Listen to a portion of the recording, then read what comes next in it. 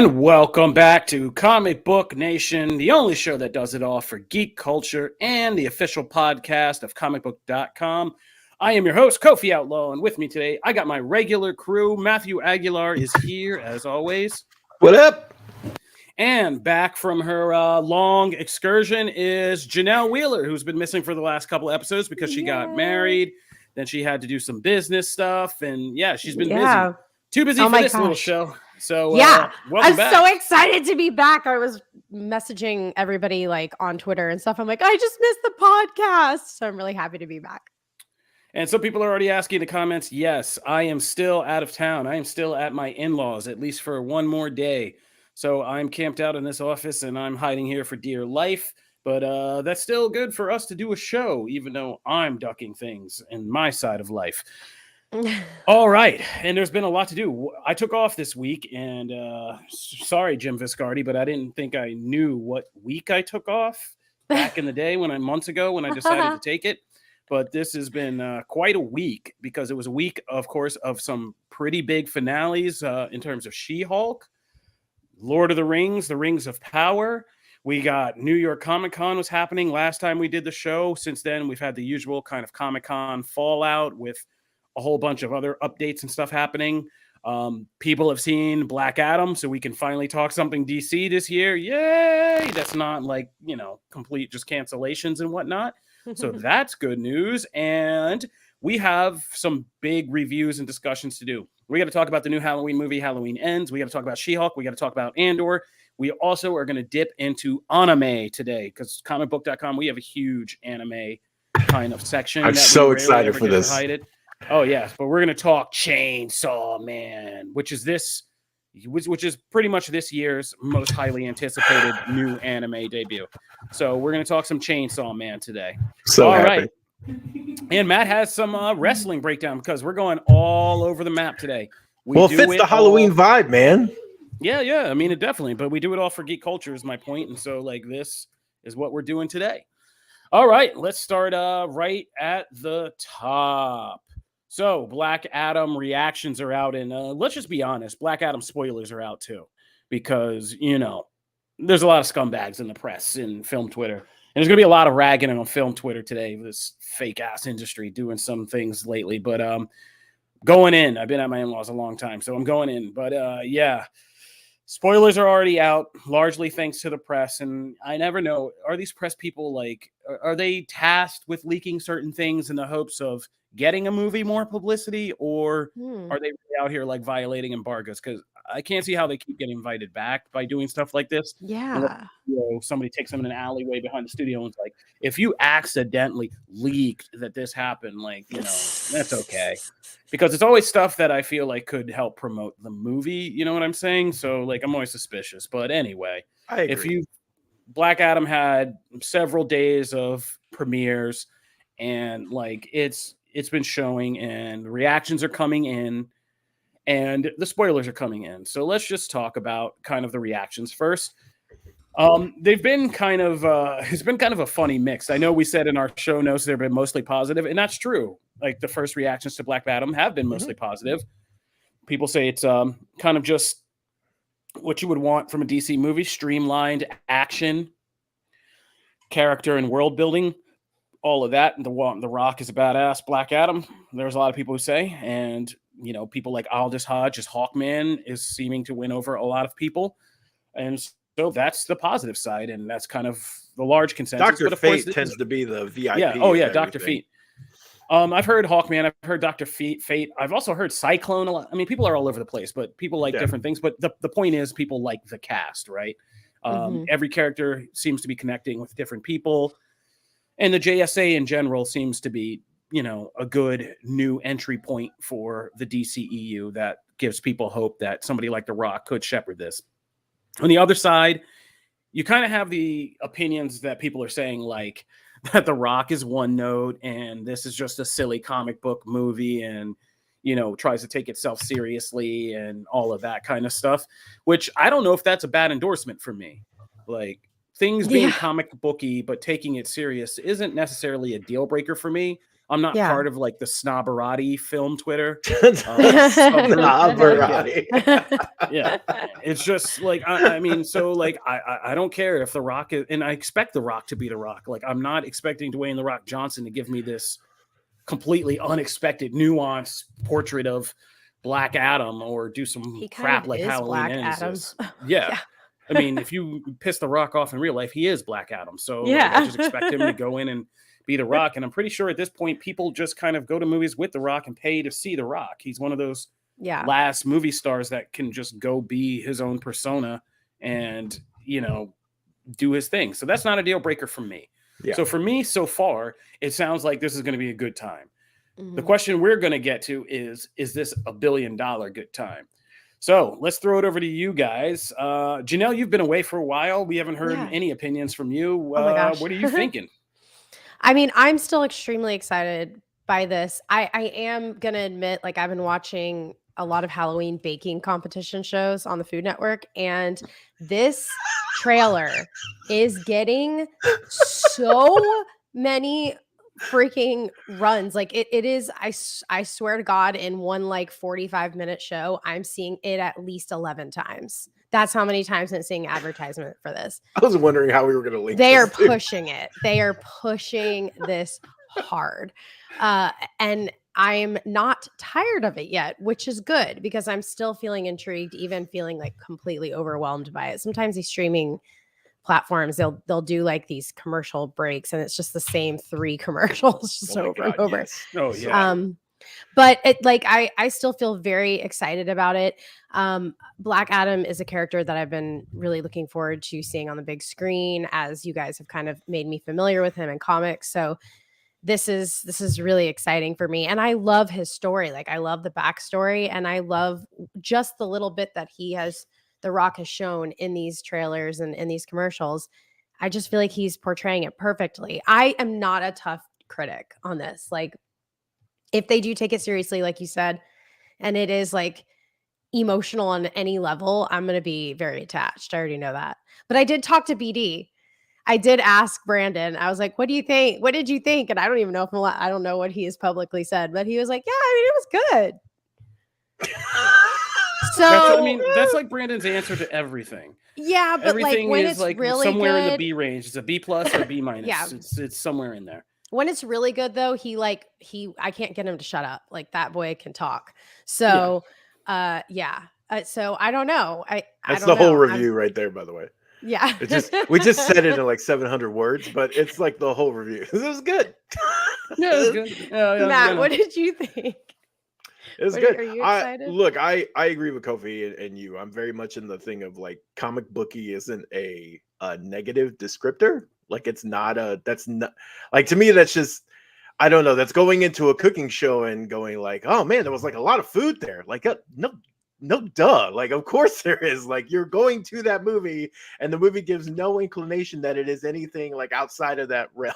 So to me, those critiques are like lost on me. I'm like, what movie did you think you were going to see? It certainly wasn't Amsterdam. I don't mean this in any kind of insult, but Black Adam looks like a movie that would have blown our socks off as a 2000s comic book movie, right? Like, and I'm not mad at that, like, at all. Right, yeah, like it made no bones that it was a, from the trailers alone, there was a ton of action. That's what I want to see. The moments of levity were going to be these kind of just fun little moments between all the action, right? And then there was going to be obviously a story within there about Black Adam and other things, right? That establishes the character going forward. But like, that wasn't the meat of it. It was all this other stuff. And so hearing the reactions come in, it's very much like leading with positive. I've seen a lot of we want to see a sequel things already, because like people like the things that they really liked. That's great. And the things that they weren't so hot on in this, they want to see refined for the next one. So I've seen a lot of that of like, hey, we want to see this character back. We want to see this stuff expanded on because that stuff maybe wasn't developed enough. in this, but we really liked what we liked. So that's what I wanted, man. That's what I came to Black Adam. That's what I've been looking forward to this movie for. It's a popcorn flick. I'm very much in that camp. We've all, ever since The Rock was tweeting out, it's the man in black and a hierarchy of power in the DC universe is going to change. We've known what this was, guys. Come on. Yeah, it's you know, come on. Yeah. But Dr. Fate looks amazing. Like everything I've seen on of Dr. Fate, it's just out of this world. So I'm very excited for that stuff. All right, and now for our later video segment for the YouTube page, Comic Book Nation YouTube, go subscribe, and we do these totally natural conversation angles.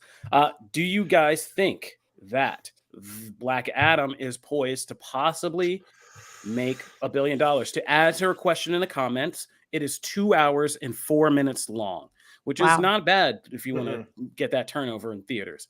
So do you guys think? Now, I'm going to tell you, I'll go first and jump in here. Black Adam is right up here with the midterm elections for me, and we're not going to get political. This ain't that show, okay? We're Comic Book Nation. Analogies today are amazing. Yeah, okay. we do silly-ish over here, and that's what we love. But the midterm elections, in the sense that like you feel like you know how these things are going, but every week to week, season to season, it seems to change greatly, right? You're like, oh, this is clearly the way things are going. And then you're like, oh, a couple things happen. Now I'm not so sure. And so Black Adam was something like, if you had asked me in summer if this was going to make $1 billion, I was like, I don't feel it. The box office is in a downturn. Everything is kind of slowing down. September was horrible. I don't know. But right now, you ask me, and I'm like, it could. I feel like movies are getting to this weird place where after the pandemic, they're back to being like what they used to be a long time ago, which is when I grew up, like people didn't go out to the movies every week. It wasn't like this programmed social thing where we went every week. There was a new crop of movies. So every week you had to be at a movie theater. It was like every so often a movie came out. Special occasions. People like wanted to see that movie. People saw maybe 3 or 4 movies in theaters a year, the average family, and they ran in theaters forever. And people eventually got there and saw them, right? And they would be there for like a month. And I feel like that's what we're getting back to. And so I don't think every movie that comes out, and I think there are going to be distinct dry periods where people aren't into movies, but I think you will have these build-up periods where people haven't seen a movie in a while. There is a movie that comes along that's a big spectacle, worth a theater movie, and those will make a lot of money, which is basically what Steven Spielberg and George Lucas said 10 years ago when I was covering. Everybody was like, they're crazy when they said this would become the pattern of movies that people get programmed to, like just coming out for big event things like every couple times a year. But I feel like Black Adam could be having the right timing. People traditionally love to go out to the movies in October. Venom was a record setter. Okay. True. So yeah, now that is Venom. Rock in it. Yeah. And that was, but Venom had never been like really tested, like not as a mainstream right. But Venom's character. a much bigger character than Black Adam. To mainstream, right. To mainstream people, right? But it wasn't Venom that led them to the theater. It was Tom Hardy, and it was the scary Spider-Man movie in October. It was the programming time. Like I don't think Venom would have done so well in the summer block, but it had its own space, and the character fit that kind of spooky season. And I think it worked. I think The Rock is now poised to have timing on his side to be the thing that kind of helps end a box office slump instead of beginning one. And so I think there is a chance that it could. I don't think it will. I think we'll end up in the 600 to 700 million range, which is not bad at all. Yeah, that's not bad at all for a franchise starter. And it would still be one of The Rock's biggest movies when you look at what Dwayne The Rock Johnson opens in movies by himself, like taking out Fast and Furious and things like that. Like he's poised right now for his biggest solo opening yet. Right. And so 600 or 700 million just off his back by what you said. Like, I mean, you are right. Like Black Adam is Iron Man stuff. You're talking like C-level character to most mainstream people, if not lower than that. So that would be an impressive franchise starter that also opens loads of other doors. So I wouldn't be mad if it makes that. And I don't think WB should be either. If more importantly, we come out like Matt says with the buzz behind it that, hey, that was, pretty good. And I want to see more of this character and these other characters and all the things, ways they can come together with other characters. Let's just refine it next time. That's the best, like some of the best PR the freaking DCEU has ever had after a film, if it goes like that. Yeah. So, Janelle, I mean, what do you think? yeah. Well, I'm just like loving these comments because I'm very aligned with Kofi, by the way, on like earnings for this. I don't know if it's going to get there, but if it does, I feel like it will just get there. But even like Peter, or like a couple people, I mean, his Jumanji movie made 960 million. And another great point was The Rock will probably bring out a lot of people who maybe don't have any kind of Black Adam familiarity. It's true. Like, did I say that word right? So I think that just him alone will add a little bit of a bump that that maybe not all comic book movies will have, and this character might be, you know, people might want to explore it more. But I'm kind of with you. I think that worldwide it can hit 1 billion. But I don't know. I don't know if it's going to get all the way there. I want it to, because I want DC to have its moment. Like I think it's time. And I'm pulling for it and I'm excited for it. And I will be one of the people that is going to the theater, obviously, to check this out. And so yeah, we'll see. This is a really, really important time for DC, I think. Yeah, So I think so. I'm a little ahead of you guys as far as I think in the 800 range. I think a Okay, little. I okay. think they're right. But I think it could hit about. So I'm not limiting it, but I think No. 800 would be like a good return on investment. Not like 1 billion, obviously, but like a good return on investment. You made back all your budget, all your marketing. They've put a lot of marketing into this. It's clearly all over the Food Network. They put a lot of marketing into this.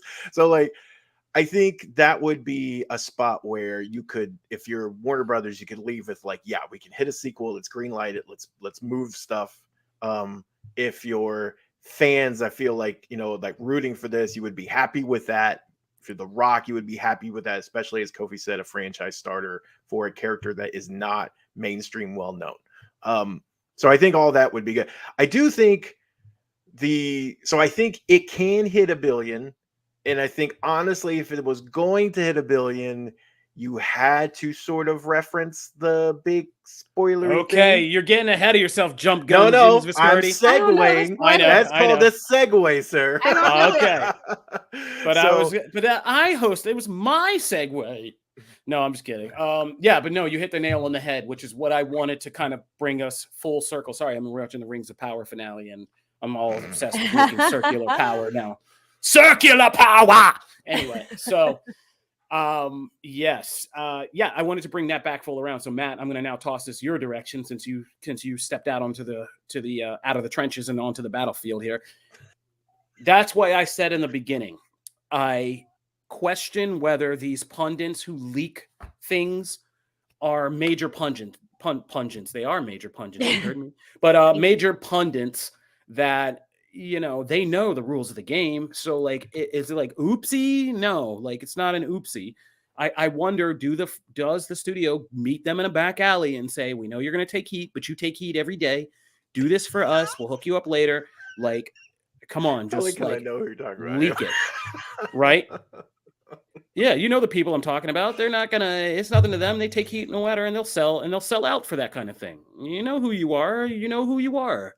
We're not saying anything surprising about you. Oh my Boo God. boo. Anyway, so like, yeah. So I wonder, do they get, you know, tasked by the studio to leak these things? Because, like you said, this particular leak, and we're not going to spoil it here because everybody kind of knows already, but we still got to keep the general one nerd who doesn't know happy. So we're not spoiling it, but it's a leak that definitely has now inspired those same memes that says, I'm here to see Black Adam for the plot, and it's a picture of, you know what I mean?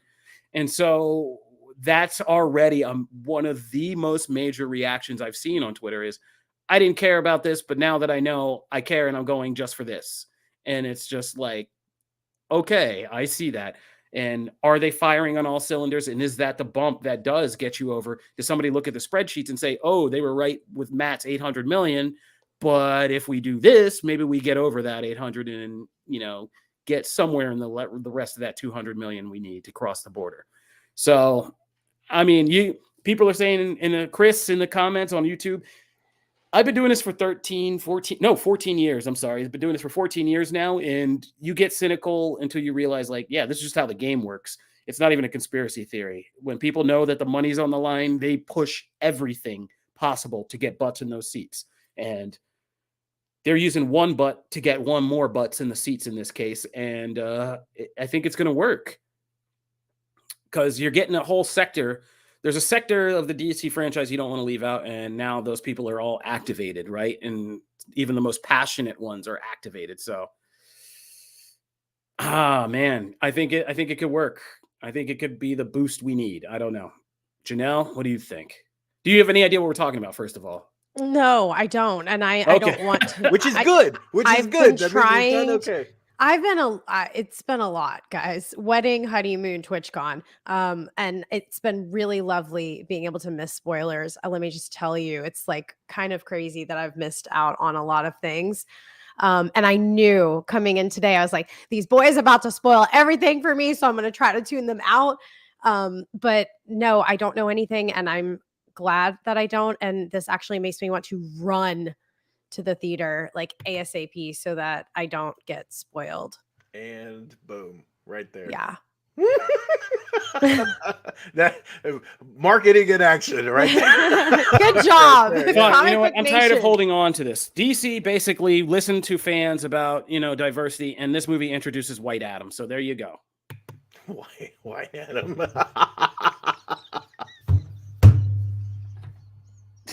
I broke Matt. I am just joking. Everybody chill. I'm Wow. just joking. I had another follow-up joke in there, but Oh I can't my do God. that. I can't do my follow-up. I have no joke right here segue for that, by the way. There's I nothing. had a great I have segue. Nothing. But I must preserve the privacy of one Janelle Wheeler. So we're gonna move on. Okay. Should So we take a break? Or Thank do you you. want to move into the yeah, next thing? you know where I was going with that, right? Right? You Yes, saw where I was yes. going with that. Okay. I'm sorry. We're like I'm inside so joking, happy to be just back. cracking up over I'm here. so- We're just inside joking. This is great. Oh man. Oh yeah. Let's take a quick break. We'll pay the bills now. Subscribe to Comic Book Nation YouTube. We're gonna come back. We're gonna review Halloween Hollywood. Hollywood Ends. ends. And we're gonna talk She-Hulk, Andor, Chainsaw Man, wrestling, and comics. We got a lot He's to do. So stupid. come on back. Subscribe to Comic Book Nation YouTube.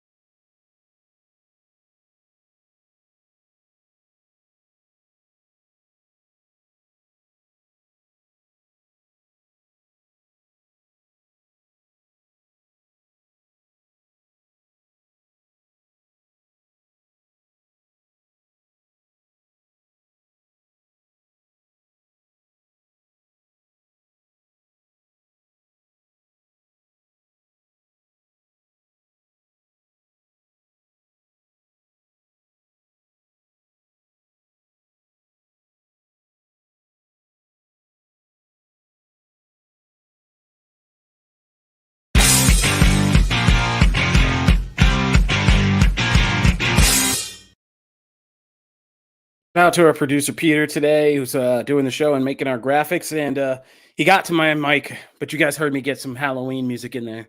I snuck some in. That was It was great. just a little, just trying to creep people Legendary. out. Just trying to creep people Awesome. out. All right, we're back. This is Comic Book Nation. We're the only show that does it all for geek culture. We are the official podcast of comicbook.com, and you can subscribe to us on Comic Book Nation YouTube and on Apple Podcasts. Now, our next segment, we just talked about the early reactions to DC's Black Adam and whether we think we can make $1 billion. Somebody's calling me from home. I'm not at home. Stop calling me. Just turn this ringer off. What's up, bro? Anyway, so we're now going to be talking about Halloween Ends. And this is now released in theaters and on Peacock. And it is the end of David Gordon Green and Danny McBride's Halloween kind of reboot trilogy, which began in 2018, a whole lifetime ago, and continued with Halloween Kills and is now here at Halloween Ends. if you guys don't follow me on Twitter at Kofi Outlaw or at ComicBook Nation, you should. Last night I was up to get ready for the show, and I decided to stay up and watch Halloween Ends, which was a large task because I was tired. So I had to fall asleep, then wake up in the middle of the night, and then watch it. Oh god. And I ended up live tweeting it. Yes, it released on Peacock same time as in theaters. And to the people asking questions in the comments. And I ended up beginning to live tweet it, which I have never ever done for a movie ever, because you know, I said snobberati earlier, but I am a film school kid and I did learn to sit down and watch the movie and do all that. But that movie was so weird that at like 40 minutes, I had to pause and be like, how far am I into this? And I was like, 40 minutes of 150 minutes? Oh my God. And then I was like, I have to talk to the world about what is happening in this movie and what am I seeing? And so I live tweeted it. So that's all to say, promoting my own Twitter thread. You can go follow the live tweets. I suggest you do. It's really funny. Some of the things that I kind of in the moment were thinking about. But after seeing this movie, my only statement, and I tweeted this out and I stand by this, is we all owe Rob Zombie a big apology. We were really hard on Rob Zombie. We were really hard on the last Jamie Lee Curtis thing she did, which was Halloween H2O. We were hard on those movies. We said they were like franchise killers and all that, but no, I mean, at least they were Michael Myers movies, right? Like, yeah, they were. By the way, are we going full spoilers here or no? Oh yeah. Okay, No, cool. I'll keep it light. I mean, I don't even know how to. Well, I was gonna say something, and I was like, wait, I should check. What spoilers? I don't even know how to handle this It's thing. only been about out a day, so yeah, but I don't even know what to spoil. Like, I just want to warn people. Well, your comment alludes to like my biggest, or I think one of the more divisive things about the movie, right? Is that your statement was those were Michael Myers movies, and this is really, in a lot of ways, not until like the last 40. It's the last 40 minutes. No, I timed it. I live tweeted all the timings. It's the last 40 minutes of this hour and 50-minute movie. So that's an hour and 10 minutes of, not being Michael Myers, and then a Michael Myers movie, traditional, at the end. And even that's weird. Like, it's a weird experience. And before everybody comes at me, I get what they were going for. I get that this whole trilogy hasn't been about Michael Myers. It's been about what does violence do? What is the long-term impact of like extreme violence and kind of tragedy and trauma? And how does that go? How does that spread through a generation of a family in the first film? How does that spread through an entire environment, like a town, in the second film? And in this film, kind of, even if you remove the actual evil person object, what does the impact of that person's actions do? And I get that. I just think it was done marginally better in Halloween Kills, which showed the larger kind of spreading effect of the Michael Myers violence. And I even think some more things, we live in a time where you got things like Dahmer that is out at the same time right now, which does a 10 times of a better job of showing you kind of that same theme, the impact of violence, of these killings, of these people that we kind of idolize in society in this weird way. Killers, murderers, criminals, things like that. But what the real impact of that is, and how horrifying it actually is. I get that. So I'm not missing these points. I just think the execution was incredibly bad.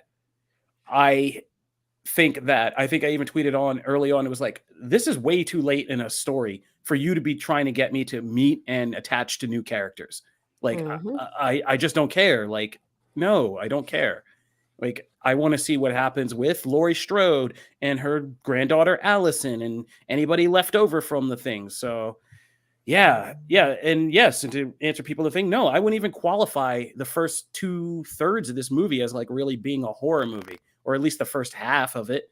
It's like some weird angsty teen drama dealing with like dark feelings and stuff. Like, I mean, okay, but that's not what I was here for. And I don't think anybody's coming to this particular franchise to do that. Well, and that's not how they build this either at all. No. So no, take it away. I'm just going to keep being negative in circles. Janelle, so go ahead. Okay, so I don't like spoopy movies. Not my jam. It scares me and I hate it and I can't sleep at night. And I started watching this last night and not only was it spooky, but it was also just like not engaging. Like I could not Yeah. get into it. So I dropped it. And then I spent all morning trying to finish watching it and I still did not get all the way through to the end. What I noticed is like it felt like there were 3 different movies in the one movie. Like there were like 3 different storylines, and because I had not seen the previous in this lineup, I haven't seen, I don't even, what are the H2O? I didn't see that. I didn't see Kills. Oh, you're muted, Kofi. Oh, that was in the 90s. No, I mentioned H2O Okay. because just for clarification, Jamie Lee Curtis came back to the Halloween franchise just one time before, which Got you. was Halloween H2O, which was a special kind of, it stands for Halloween 20 years later because it was 1998. It was literally 20 years after the original. Oh, And so they got her to come back as Laurie Strode in I this want to one. see that. And it had a lot of people in it that were just starting. Josh Hartnett, Michelle Mekhi Phifer's in it, Williams. right? Yeah, Mekhi Phifer, LL Cool J, Wow. Joseph Gordon-Levitt. Like it has a lot of these Wow. people who, when they were up and coming, Yeah. and they Busta were Rhymes. just. I forgot. he Oh was no, in that's it. not Mekhi Phifer's in a different one. Oh, is he? And so is Okay. Busta Rhymes. That's Yeah, I think he's okay. in the one with Busta Oh Rhymes. my which God, is 7. Busta's That was the first one everything. I saw. That was the first one I saw in theaters. But it was the one where you had like Laurie and Michael looking through the window at each other and all that stuff. And it was the same. It was basically the same story as Halloween, the first one. It was Okay. Laurie Strode trying to get on with her life, I've still seen the affected by original. Michael Myers. And she's a college professor, and he comes to the college and starts killing people again. Wow. And that was what it was. And she kills him in that one. And it was like this distinctive death, but then they continued the series by showing like it was a fake Michael Myers, and then he ended up killing Laurie, the real one. And that's how she got out of it the first time. But people said it was the stupidest thing ever. And they didn't like that that in the next film, Michael Myers kills Laurie Strode and kind of wins. And so Halloween was a reboot that kind of ignored all those other sequels after the first one and retold the same story. Laurie Strode, now much older, all messed up and dealing with the legacy of Michael Myers. So, Trauma. Yeah. Which to me was the right choice, by the way. Right. No, that But- first film, that's Yeah. the thing. Like the first, I was somebody who defended Halloween and Halloween Kills. I felt like when you watch them together, they're a really good movie, thus as one big movie, because it's about Michael Myers starting small and then it balloons out into a whole issue, into the whole town gets all messed up about it. But it was a distinctive, good, big story. And it set itself up at the end. So Janelle, you didn't see Halloween Kills, right?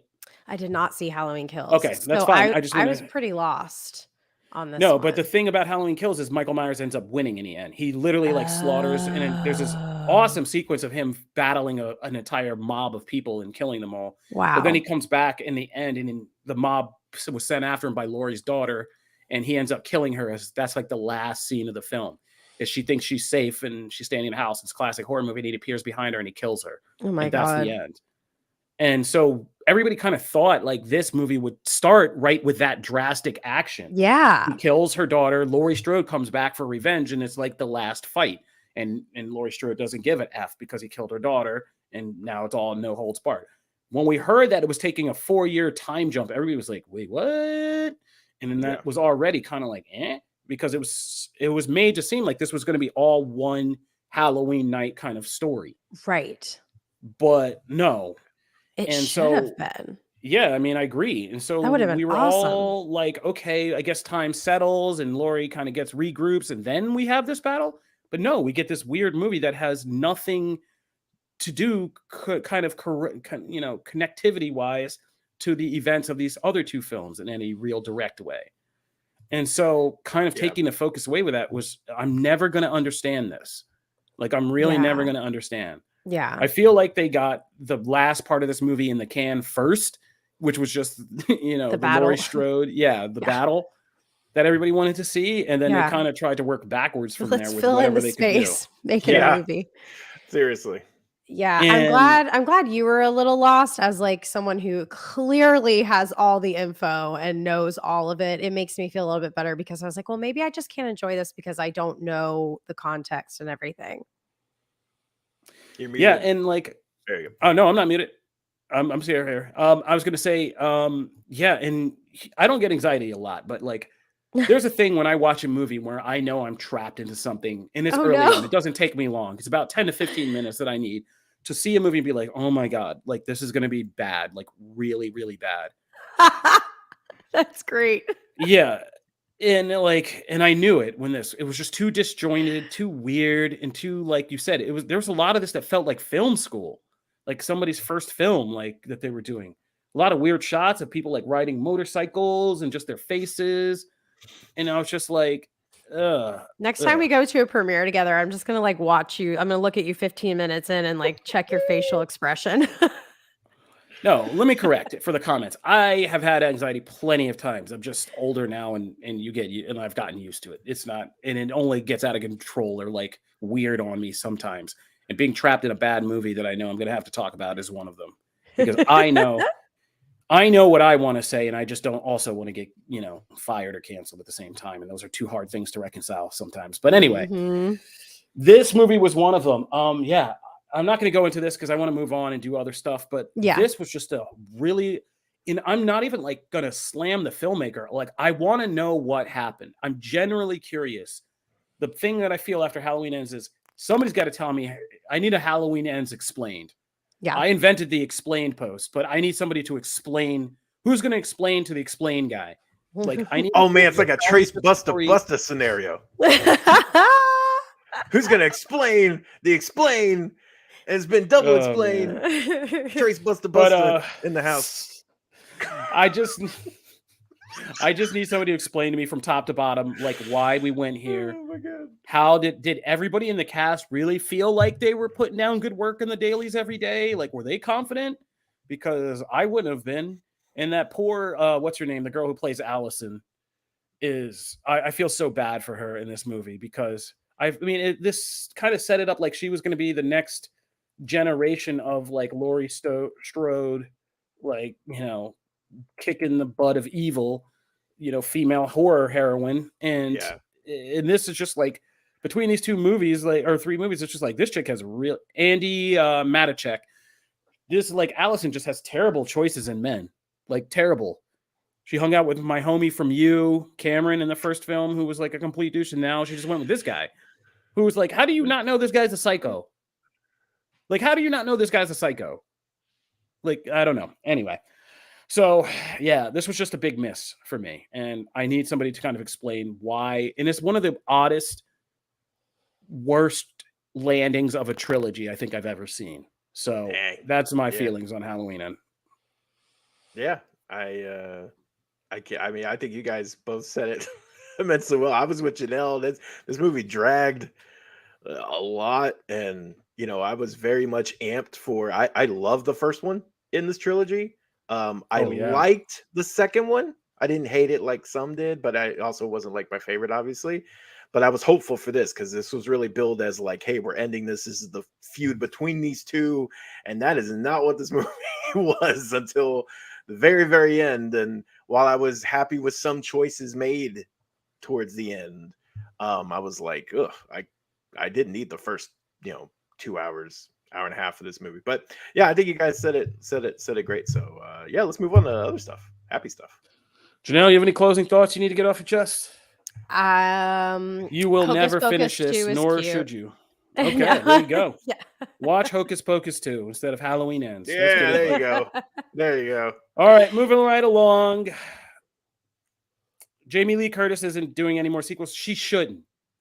My last tweet about this movie, and I'll say it here, is I genuinely only believe that part of me believes that, like, kind of like the Matrix Resurrections, which I will never not believe, was Lana Wachowski saying, I'm going to make the dumbest movie possible just so Warner Brothers doesn't do something stupid. Because they were going to, I did too.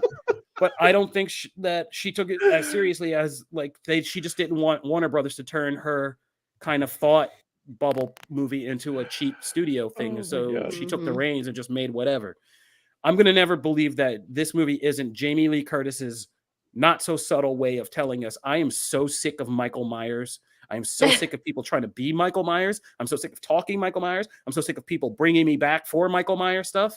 I do not want to build up and, pump up a serial killer. please stop making me be in these movies. And her thing was, you got to give me an actual movie to do dramatic acting in if you want me back a third time, because I'm not coming back otherwise. And that's why it's just a lot more drama scenes in this, and like character scenes. I don't know. But no, she should never come back to this franchise again. It's over. It's over. The next movie is going to be some guy hunting a girl around a nursing home in wheelchairs. Like, it's over. Let's not do this again, please. All right, moving right along, because everybody's just seeing how frustrated I am. Let's talk about something that did not frustrate me as an ending. She-Hulk. She-Hulk. She-Hulk did not frustrate me as an ending. It took a big swing, and I thought it knocked it out of the park. We need sound effects on this podcast, like hit the horns. Yeah, we do need a horn. That's right. Or applause. Kevin! But yeah, full spoilers for She-Hulk. Yeah, I love this finale. It took everything. I mean, She-Hulk has been meta the whole time, but this was next level meta about taking the Marvel finales that we are all kind of critical of, and even the kind of big boss battles in movies that we're all critical of, and turning it completely on its head and faking us out and saying, oh, you thought it was going this way, didn't you? Yeah, you did. But no, we're messing with you. And yeah, really just kind of doing what She-Hulk can uniquely do best. I was watching it and catching up, and the part, and we're talking full spoilers, where she bust out of the Disney Plus menu. That was so good. My son had walked over and was like, Daddy, what are you watching? And he like jumped when she like poked her head out of the thing, and she swung out and like came over, and he was like, what is happening? And I was like, it's okay, buddy. It's part of the show. He was just like so lost because he's so familiar with that Marvel menu. And he was just like, She-Hulk's not in there. And I was like, but yeah, that was just so great. And then the Kevin thing, because I thought, like, I was on the edge of my seat too. Like, are they really going to put Kevin Feige in the thing? And then when we got what it was, which was a little bit, they stole that a little bit from South Park, but that's fine. But the Kevin thing was just so great. And I think that the show made a very good point, which was that, like, for Jen Walters, the Hulk blood, the things we're all like nerding over, and, you know, New World Order and Red Hulk, this and that, like, that's not what her show ever was. And the title of the show said it. Whose show is this? And it's like, yeah, Jen Walters was just about getting her life and her personality together after this massive change.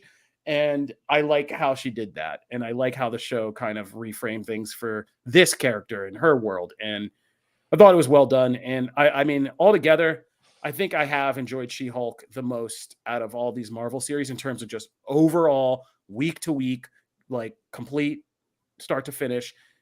And I think the only thing is, yeah, I hope that the show gets a budget to punch up the CGI next time. But the finale, for the most part, I could see where some of the budget went into the finale, because there were a lot of CGI shots that looked really good. Like the whole thing was She-Hulk being in their joke, like, okay, like this is expensive, and like basically we've done all we can do for an episode. Can you just go off screen in a second and we'll change you back? And like all that stuff works in this context. And yeah, I want that season 2. I've been out of the office this week, so I'm not sure what's happened, but I hope that season 2 comes through. And yeah, and the whole thing with Matt Murdock and everything with Daredevil in the show. It was a good time.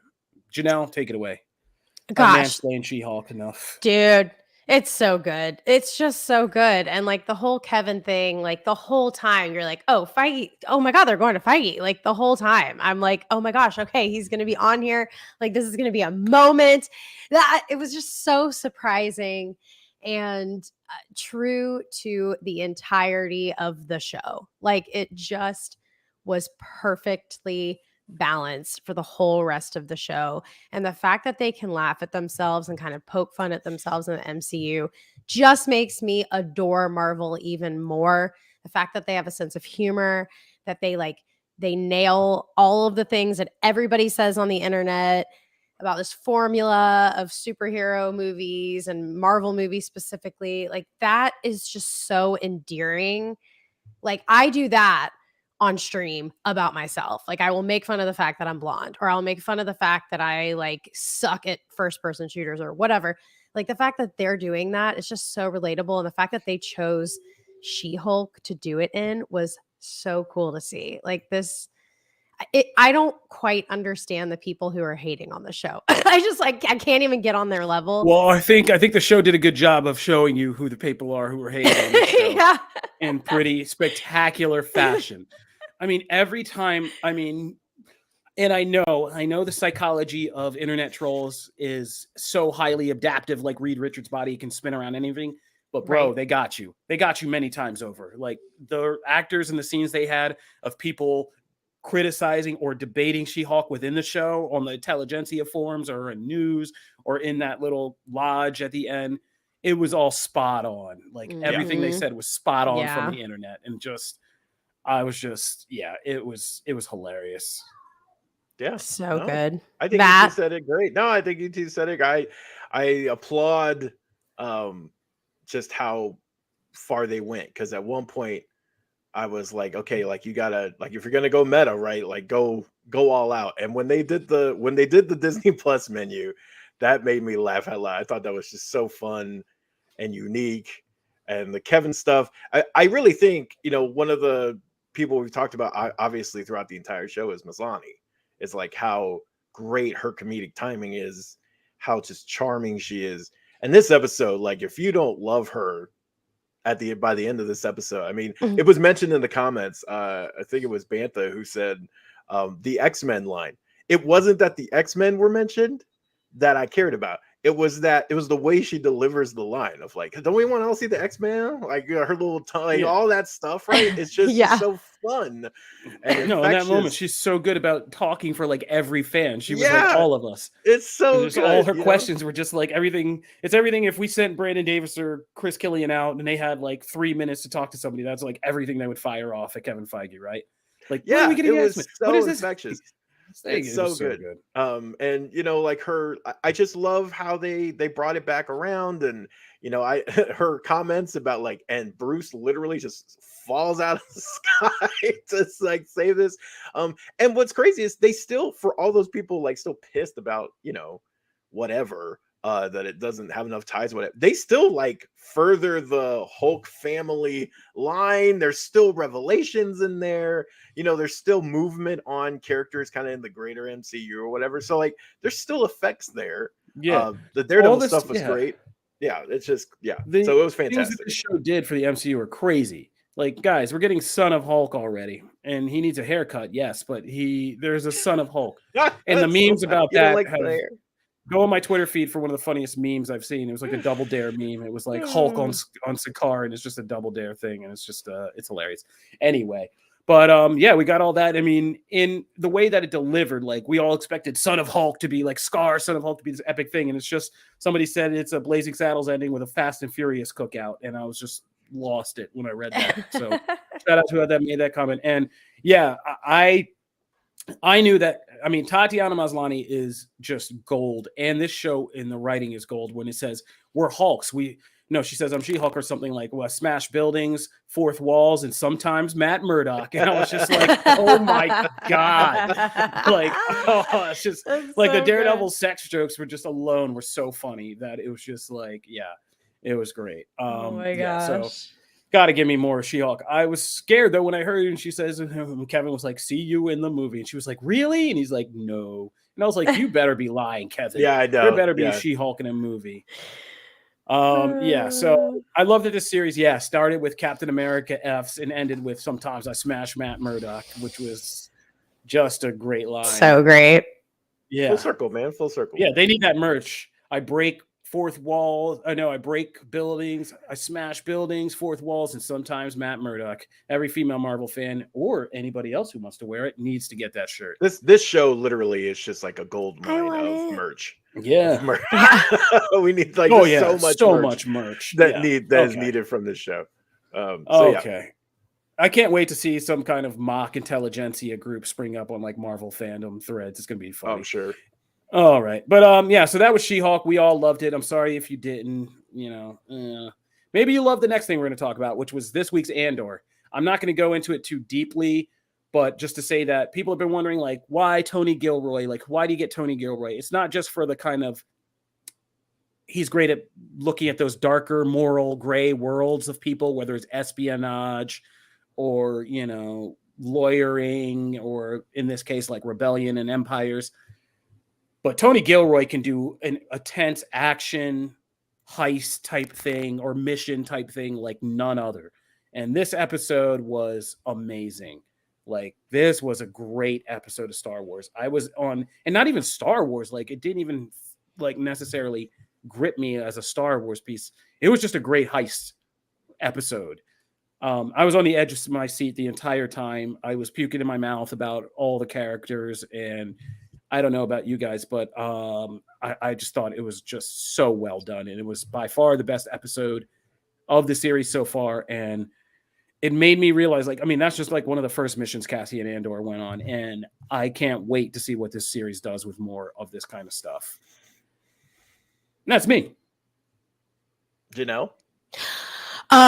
I was so far behind. So I had to binge like 5 episodes or something. Gotcha. Let me tell you, that was fun. Like, watching these episodes back to back to back was great. It was like a movie. And I don't even think I'd like it as much if I hadn't done that, because I basically could not remember episode 3 for the life of me. I think I was like panic watching before the wedding, trying to like get content in so for the podcast. So I literally watched from episode 3 all the way through, and it was great. Like, I highly recommend, if you liked this show even a little bit, try binging it all together and you're going to love it. The acting was phenomenal. The special effects were great. The design is great. I can't even be mad at this. Like, I'm not the biggest Star Wars fan. I mean, I love it, but I'm not an expert by any means. And I was all about this. Just spectacular, dude. This last scene where they're flying through the dude, crazy. Yeah, and shout out, because everybody's always on the Mandalorian's jock about stuff, and crowning the people who make that show as like the greatest thing to happen to Star Wars. But not enough is being said about Susanna White, who has directed some of these Andor episodes, including this last one. Beautiful. Because Susanna White, I mean, give that lady a movie. Like, that was next level stuff in this last This episode. felt so much more theatric. Like, this felt so much more like a movie to me than Mandalorian. Mandalorian is clearly a show. This, literally, if you watch it together, it feels like a film. I get that. Susanna I get White, that a lot. Yeah, Susanna White, who did things like Generation Kill. She did Andor. She did I think Andor episodes either 2, 4, and 5. She did a couple episodes of The Deuce for HBO, which is amazing. Trust, Billions, Masters of Sex. Yeah, those are all Boardwalk Empire, Generation Kill, and a lot of Jane Eyre. And so these are all great shows. And she needs more stuff to do, because she is killing it. That episode was amazing. Yeah. So get her some more Hollywood stuff. She's already winning big stuff in Britain for her work, but get her some stuff over here in Hollywood. Fantastic. So, I echo what you guys say, but real quick. The number one, the comment of Comic Book's comment of Diego Luna has been amazing ever since he was Buttons in Open Range. Deserves some shine. 2, he is fantastic in this series. And again, this comes from someone who was not excited about this character or the series just in general coming into this. So his work here has been fantastic. Also, 3, I just watched him play Chip in Super Pets. And Super Pets is underrated as hell. That movie is great. It's on my watch list. I need to watch great. this. Super Pets is great. Yeah, it's fantastic. Also, we've Ember has taken it's her movie. So I've watched it literally 14 times. Oh yeah, I've seen it. Yeah, but he's so good. He's good that as a squirrel. I've seen that in Rise of Gru. He's good as he's so good in every role. So credit to Diego. But Diego Luna. I mean, if we want to stop and talk for a minute, because this is a good time. One of the things that really turned me on to kind of Latin cinema when I was coming up and starting to really get a love of film was, of course, for all the wrong reasons for a high school boy, but Y Tu Mamá También, which is a very famous cult hit Spanish coming of age movie, pun intended, coming of age. And it's about 2 boys who go on a road trip with this older woman. And one of the boys is Diego Luna, and the other one is Gael Garcia, Bernal Gael Garcia Mhm. from Werewolf by Night, and they started that movie together. That's what both of their breakout roles were, Diego Luna and him. And now it's so funny because I was just looking at it over the last week of just seeing them full circle be on Disney Plus, and two of the biggest kind of standout content pieces on Disney Plus right now. Diego Luna, of course, starring in Andor, and Bernard Garcia. They are Garcia, killing it, man. yeah, and Werewolf by Night. So yeah, and if you want something else that you haven't seen, if you want to see Michael Pena from Ant-Man and Diego Luna in something amazing, go watch Narcos Mexico, which is an amazing show on Netflix. There you go. And Diego Luna, if you want to see him play a villain or somebody that makes you know why was a great Cassian Andor, he plays a great drug lord in Narcos Mexico, and he's phenomenal. So that guy is a great actor. Yeah. Yeah, man. Hey, it's deep in there. Like I sent you that tweet. The Matt supremacy is going on right now. Latin explosion, baby. I'm not mad at it. Gael Garcia Bernal. Thank you. I was just butchering his name. I'm sorry, Gael. I'm so sorry, but Gael Garcia Bernal. I just reverse it. In E2 Mama, Tambien, and Werewolf by Night. Open Range is a great movie. Yeah, I mean, help bring back the westerns. It's right up there with Unforgiven. But all right, so that's Andor. Let's talk about Chainsaw Man. Like I said, we want to feature more anime on here because anime is becoming such a big mainstream thing these days. And this is probably the biggest debut of the year, definitely of the fall season. Chainsaw Man, Attorney at Law. Oh yeah, Narcos Mexico also has Tenoch Huerta, who will be Namor. He plays Diego Luna's best friend and drug partner in that show, so that's a funny little connection too. But Chainsaw Man is the probably most highly anticipated new anime of the year and definitely of the fall season, based on the breakout hit manga. And I think this first episode, and I've just started reading the manga, so I'm just in kind of like the first volume, but this episode is a perfect recreation of the first chapter of the manga.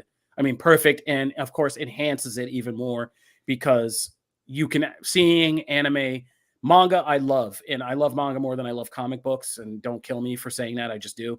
But anime really does do something when done well to take manga and the visuals and the imagination of manga and really do put it in spectacular visual form. And so seeing Chainsaw Man in action, in motion, it hits real different, but it hits awesome.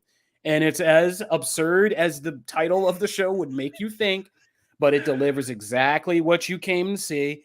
This was classic shonen anime origin episode about a down on his luck, unlikely character who kind of ends up in this tortured power position. Classic anime stuff, but I loved it.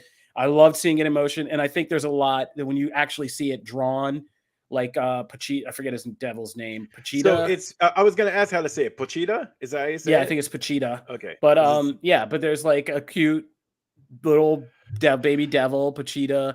You have this kind of lovable, hapless character who's down on his luck. And you have this whole horror element with the demon, with the devils and all of that. And they do a good job of quickly, right from the beginning, establish like what this mythos is. This guy having to sell even his own nut for money, being in debt, having this horrible life, in debt to the Yakuza, and working as a devil hunter. So I loved it. I got nothing. I'm not even going to take up that much time. Chainsaw Man's awesome. It's on Crunchyroll. It's on Hulu. This is a good manga to jump into for the Halloween, or anime to jump in for the Halloween season. At least for me, I'm already a fan. I'm more curious to what my co-hosts, who I dragging into anime with me, are feeling about it. Yeah, it was awesome. Like, it was so well done. I'm shocked, but it was extremely well done. Kind of disgusting in some areas, but that, like, I'm a Walking Dead fan, so that doesn't really bother me. God, I'm just like trying to think of any criticism for it, and I just can't. Like, I was so engaged from the moment I started watching, and there was no moment of like, why am I watching this? Oh God, Kofi, why'd you make me watch that? Like, none of that. It was just like, yo, this is freaking good. Like, it may not be everybody's taste, but can I just say that the only other anime that I tried to watch was like Airbender or whatever, Avatar, Airbender one. And like, that is so not my style. And this was way more up my alley. And I actually want to continue checking this out. Yeah. So fun. I have been pumped about Oh, this look at that. for I have been pumped about this for a minute. Like this one, I mean, just the absurdity of the premise caught my Yeah. eye, right? Like, Wait, before Yeah. you go, Matt, hold on, because this is comment sensitive, time sensitive. Listen, guys, it's not, I mean, it's a horrible secret that up here there aren't that many Avatar fans. I'm sorry to tell you. Okay. I've tried to watch it multiple times. Me and Janelle, a long time ago in the show, I think it's season 2. We tried. We both tried to start it. We really did. And we It just couldn't felt get like a through it. little kid Yeah. show. No, I'm sorry, Damon, CJ, Emma. Oh everybody. God! Oh, God! Why did All you our do that regular before fans are my turning thing? on me. You couldn't have done it after. No, Peter. Nobody likes the Avatar movie. You stop that. Shout out to M Night. He is from Philly, though. Don't hate No, us. we just don't hate us. We've tried. We respect what it is. We just don't. It's not my anime cup of tea either. Like I like you had to other start things. it when you were a little in a younger headspace, and then it's like Rugrats. Like I can watch Rugrats now because I loved it as a kid. I can watch Doug now because I loved it as a kid. Man, are we okay? But so number one, I would just like to clarify for the comments. I have not seen it. I am not in this conversation. That doesn't save you. I'm not in this conversation. You're going on the pile. You're going on the pyre with us. That doesn't save you. No. I mean, he likes iCarly. I feel like he'll like. I can't weigh in. Okay, that's fair. But I don't want anyone dragging me for the Rugrats comparison. I don't want to be dragged into that. So is Legends of the Hidden Temple. Also, I love Doug, so if it's like Doug, I might like it. But you know, no, I love Killer Tofu. Bro, right, anyway. if you're talking about Nicktoons, I was there every day from Doug, David man. the Gnome in the afternoon to the Nicktoons at night with Doug, Heck yeah. Rugrats, and all that stuff. I'm in. Doug rules. But, okay, back yes. to Chainsaw Man. Okay, Yes, so please go before we lose I've been everybody. pumped about this for a while, and I kept bugging people like, "Hey, when does it come out? Is it out yet?" I keep like looking for like cruising for dates and stuff. So anyway, I cannot say like this is like a 25-minute episode, maybe with credits. It's probably closer to 20 or whatever. It's rare like to see a premise and character setup and establishing a world done so quickly and so smoothly as it is here. Like it gets you from 1 to 100. By the end, you are in it. You are dealing with gory sequences of like seeing this character in action and what they can do. And you start from a place of like really seeing them at their kind of their lowest. You get a backstory. You get this really like, I wasn't expecting the, Pochita thing, like of having this, like that stuff like hit me in the feels, right? Their relationship and like how things get to where they are later. And I'm trying to walk around spoilers so much because I know some people have seen it, but like I even told Anissa asked me a question when I was watching it, and like I didn't respond right away. And she's like, "Hey, you okay over there?" And I went, "Yeah, my jaw was on the floor. Like I was like just mouth was open just watching this fight sequence happen." And I was just like, it's amazing. Like I'm all in on this freaking show and I love it. And it's going to be one that I follow all on the way. And it makes me want to jump into the manga because other than My Hero, I haven't really done that like while watching a show kind of simultaneously. So I am actually kind of excited to jump into that as well. So yeah. So anyway, that's Chainsaw Man for me. All right, yeah. I mean, shout out to comicbook.com anime. I know Evan Valentine's in the comments. I thought I saw him. Shout out to Evan Valentine on our anime team, Megan, Nick, everybody over there. Check out their coverage of Chainsaw Man. They can put you on to all kinds of great stuff about that series and other ones that are out. Our fall anime season, My Hero Academia is back. There's a lot of stuff going on, so be sure to check out comicbook.com anime, and we'll be talking more about it. All right. Matt, you had your agenda you wanted to kind of run through real quick here. Yeah, I gotta make it quick. Also, shout out to EV, who I think I saw him in the chat. Yeah, that's what I said. He's in there. Yeah. So number one, I've labeled this Matt's Corner in the layout because I literally had no idea what else to label because I'm like, it's just stuff I want to talk about, right? So number one, we have Wakanda Forever coming out. And that's going to be coming down the pike. It's Marvel's next big film. Everyone knows I am very excited to see Ironheart's debut and had a chance to get the sweet Riri pop a little early here, which is awesome. So now it's like starting to hit stores. So I thought, hey, why not spotlight her on the show? Whee, look at that! Look at that! Look at that! Look at that! I love, by the way, the cobbled together look of the armor and stuff is not like the suit I'm used to in the comics, obviously, but I like how it fits into the MCU and like her whole building, cobbling together a suit out of stuff. Also, I gotta say, the like jet Did they effects do and the stuff. corn rolls? Yeah, the braids are amazing. Yeah, buddy. Wow. Damn. Wow.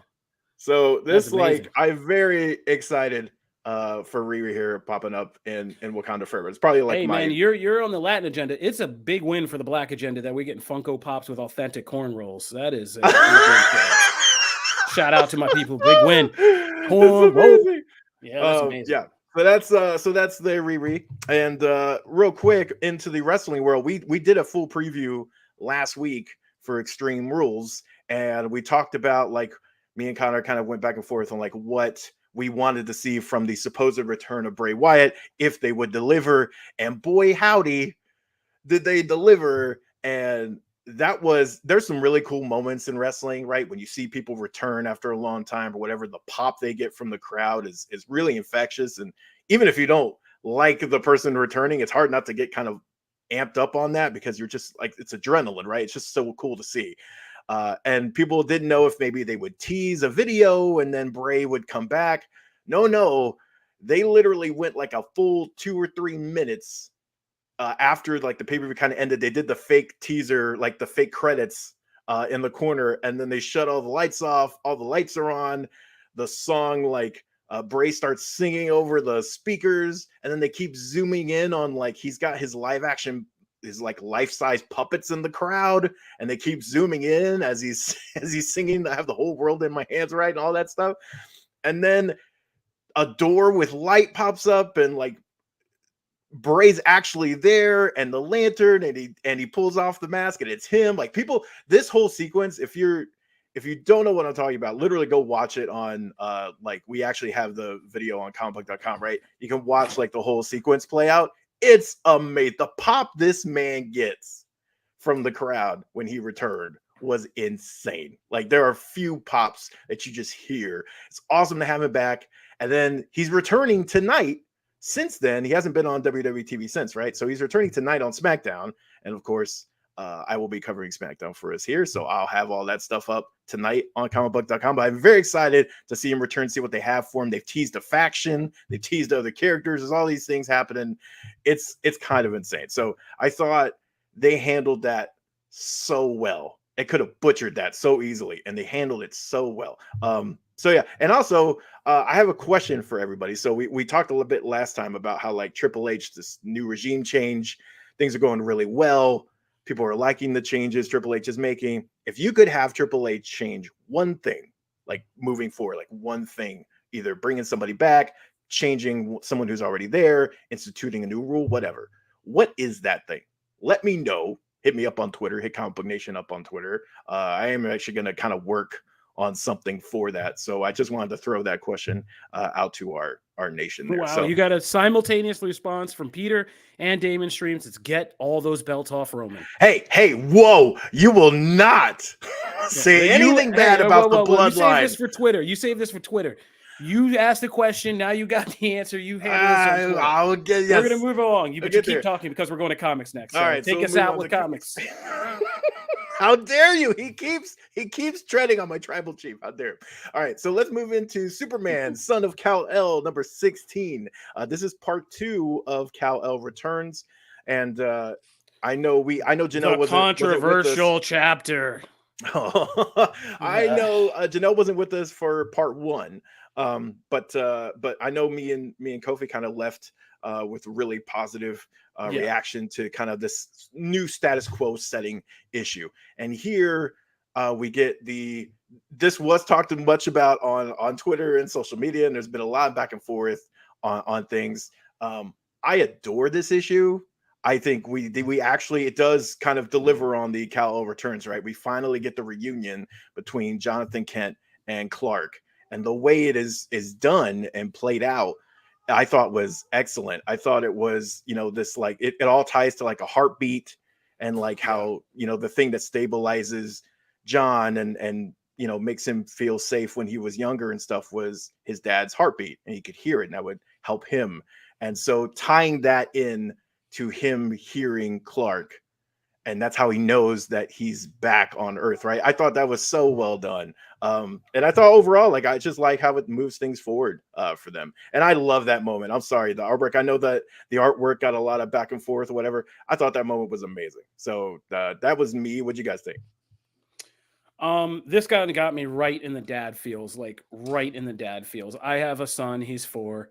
You know, I was just visiting with friends up here I haven't seen in a long time who all have sons, and we were all talking about, you know, it's a difficult thing to when you're a man and you start raising another boy and all the things you have to kind of figure out and all the things you got to kind of provide. But this was a very beautiful issue to me. And I was really interested to this because it started a whole toxic manhood. If you're not, for context, there's scenes of Superman showing affection to his son in this issue, and his son's older. And there was this whole ridiculous toxic manhood debate about, do you hug your son or get this kind of like intimate with your son when he's a certain age and all this crap. I'm hugging and kissing my son forever. I don't care. Like, you could say whatever you want. The kid's literally made out of me. I'm going to hug and kiss him if I want to. Like, and it's not taken away from my manhood, because I'll hug and kiss him, turn around and knock you out afterwards if we need to do that. You know what I mean? And then I'll give him another hug and say, don't do what daddy just did. Superman. Yeah. So yeah, and this was just, Tom Taylor is really doing a great job. And this was a beautiful way to write this, like starting with the thing about your dad's heartbeat and making you feel safe. I know that carried over for me because that's a very powerful image. Like I still to this day, I remember what it feels like when my dad would hug me, what he smelled like. If I didn't hear his heartbeat. I don't have super hearing or anything weird like that. But you know, like I said, the feel of it, what he smelled like, all that stuff is permanently ingrained in me. And I know it's important to my son, and I do it all the time because I know how important it is to him when he's upset, when he needs me to hug him, or just is scared.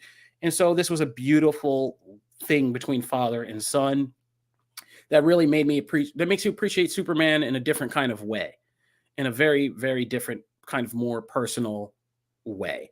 And it was beautifully done. And Tom Taylor is killing it on writing. Anybody who doesn't think Tom Taylor is not killing it on writing these different phases of DC, all of them usually centered around Superman and Batman too, like one of the two or both of them, like, you're crazy, man. Like, he's been killing it. And this was the most, Superman having a son is such a cheesy gimmick when done wrong. And I feel like this modern era of Jonathan Kent, as much as some people want to say he's just a woke creation or whatever the hell they're spouting about, like, he's a real character to me. He's a complicated character. I think these Dark Crisis events and things like that over the last year have made me like the kid a lot more. And this was a beautiful just an ode to father-son stuff. So hopefully you have enough good fatherly stuff that you can relate to this, and not just a toxic hole in you that makes you angry seeing stuff like this. Okay. Oh my God, I get it. Not all dads are good, and maybe yours didn't hug you. This pisses you off, but you know, this was a beautiful issue. And I think it made me feel like Jonathan Kent is much more of a gimmick and should be a permanent kind of staple right alongside people like Damon. So this was nice, and I like this issue a lot. Yeah, very wholesome. Kofi almost made me cry just talking about like his bond with his dad, because that I literally just like had like the moment with my dad at my wedding. Dale had us all almost crying. Yeah, your dad loves great. you a lot. My dad was great. Dale, yeah, as I think what everybody was yelling, like, Dale, yeah. Anywho, yeah, this is a great book. And I actually loved the artwork. Just, I think they're drawn so handsomely. Like, look at that beautiful face, like the chiseled jawbone, little curl, the hair looked fabulous. Like, I loved all of it. So yeah, and you know, it's just awesome too to have Superman and such a it feels like the character's in a really good space right now, and Jonathan as well, like their kind of roles within the greater DC universe, but like their relationship as father and son has, yeah, you're right. Tom Taylor has done such an amazing job, and I'm glad these will continue in the adventures of Superman, and that will feature John, right? So lots of cool stuff to come. Next, let's move into Marvel. Namor Conquered Shores #1, or you know, Old Man Namor. if you want to Before I shorten forget, things. I just want to say, sorry to interrupt you, Matt, but I know I'll forget by the end of the show. Yeah, we talk about House of the Dragon. It's just hard because our show airs on Friday. So like right now, the old episode is so old and the new episode isn't here yet. And we have to, it's the same thing with Rings of Power. The finale was this week, but we're very busy. We've all had stuff to do. But we're going to talk, I think, about House of the Dragon. And I think next week we will do just a whole Rings of Power over the season discussion because there are things Nice. happening in the finale. But Looking no, we're forward to keeping that up with one. House of the Dragon. Yeah, we're Oh, all on I'm House of the Dragon. obsessed. Yeah, Obsessed last with weekend House was of crazy. Dragon. Tweet I us. know what it is to speak truth and get your head cut off. I've lived that life. Yeah, man, it's wild. But yeah, we'll be talking. There's going to be some big things happening this week in House of the Dragon. So I think next week we'll come back and do a whole fantasy segment again to revisit House of the Dragon and Rings of Power. Sorry, Matt. No, you're fine. Fuck Namor. Namor, yeah. So this one, and I think actually Damon has a comment here. I think it puts it really well. I enjoyed this Namor series more than I expected. I did too. This was a setting up a space. We kind of talked about it last week where the world has been essentially a Kree event that happened where it was kind of Kree trying to assert their supremacy, essentially sped up things as far as the climate and stuff like that on the Earth. So most of the Earth is now covered with water. And so most of it now is obviously the domain of Atlantis. And Namor was king of that for a long time. And this one, he's not, he's stepped down.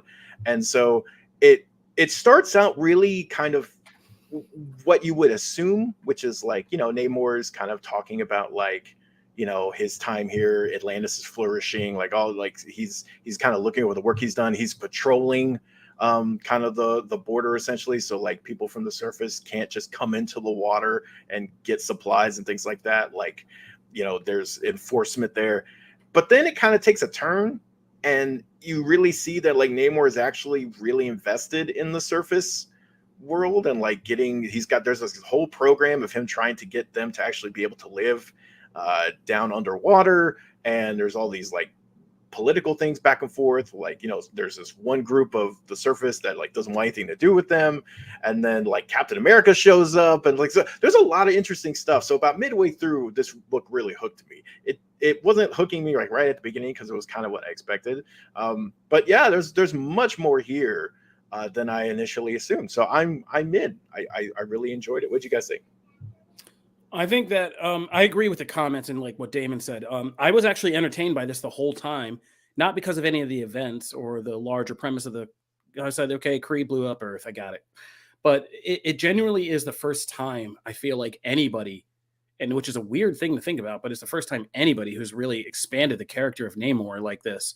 And it was genuinely intriguing to see Namor as kind of a guy who regretted kind of his attitudes as a younger person and thought differently about things and kind of missed the surface world because he is half and half.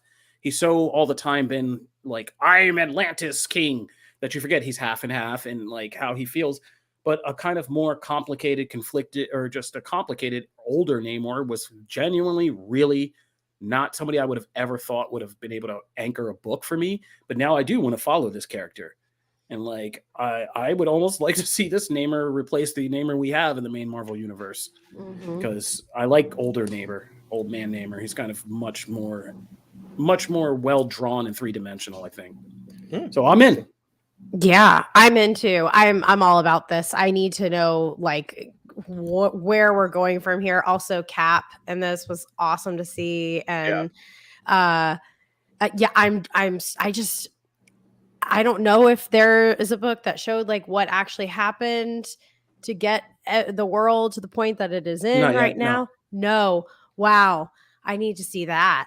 I mean, it is like, this is terrible. Like the world is not good right now. So this feels like post-apocalyptic, and that definitely speaks to me. And I love that vibe. So yeah, all about it.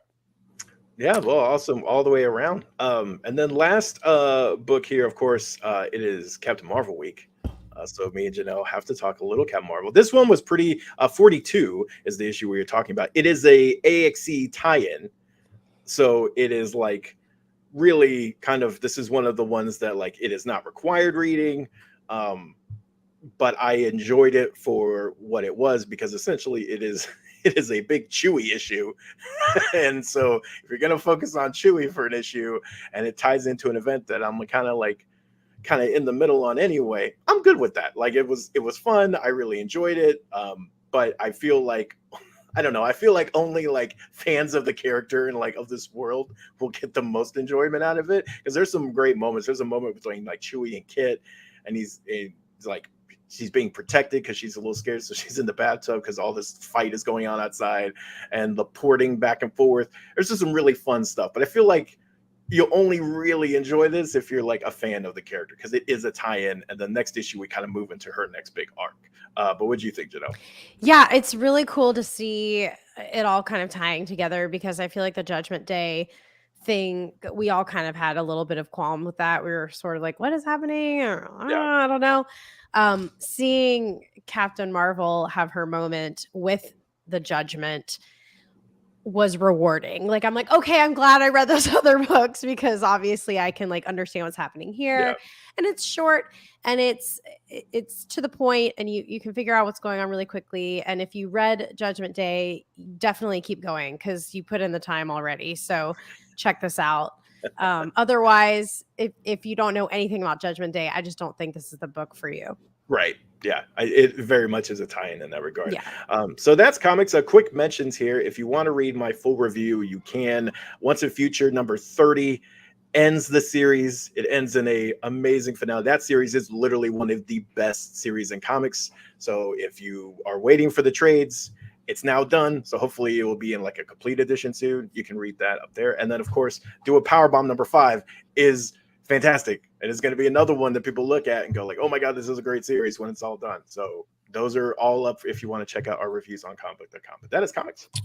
All right. Thank you, Matt. And thank you, everybody, for listening. This has been Comic Book Nation. We are the only show that does it all for geek culture. Today, we did some DC, we did some horror, we did some Marvel, some Star Wars, some anime, some wrestling, some comic books.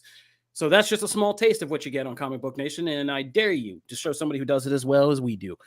We are on all your favorite podcast platforms. We are on YouTube. We are on Twitch. If you want to subscribe to those channels, it gets a little wonky sometimes. So subscribe to both Comic Book Twitch and Comic Book Nation on YouTube. And because you never know when our live streams might go down. But yeah, we're also on Twitter individually. You can follow any of us. You can follow at Comic Book Nation. And you can always get more about the things we talk about in all kinds of explainers, details, and headlines on comicbook.com. We'll see you guys next week, where I think we're all coming back to the studio finally after many weeks away. So we'll see you guys live from the studio next week. Thank you for all our regular fans for always rolling with us. We love you guys, and we're going to come up with something fun for you guys. So we're going to put our thinking caps on so we can get you guys involved, because at this point, you guys are help running this show and keeping us straight. So got to do something fun for you. But all right, this is Comic Book Nation. We'll see you guys next week. Peace. Hey guys.